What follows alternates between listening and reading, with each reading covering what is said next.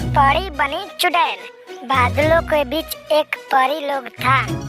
वहाँ कई परियां एक साथ रहती थी। सभी परियां बहुत ही खूबसूरत थी। जैसे एक परी थी जिसका नाम करिश्मा था। करिश्मा बाकी परियों से अलग थी। वो खूबसूरत थी ही, लेकिन उसकी आंखें बाकी परियों से अलग थी।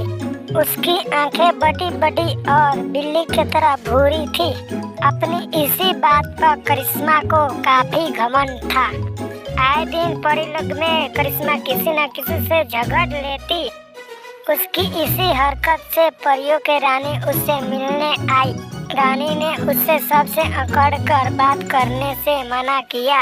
करिश्मा ने कहा, वो लोग मेरे खूबसूरत से जलते हैं, इसीलिए आपके पास मेरे शिकायत करने आ जाते हैं।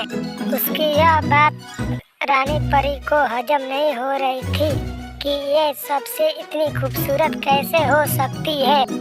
रानी ने करिश्मा को अपनी अकड़ को ठीक करने के लिए समझाया और बात समझाकर चली गई। लेकिन करिश्मा पर रानी की बात का कोई असर नहीं हुआ और वो अपनी काम पर लग गई।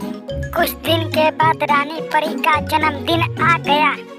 पूरा परी लोग दुल्हन की तरह सजा दिया गया। ऋषि मुनि और देवताओं को रानी के जन्मदिन पर आमंत्रित कर दिया गया।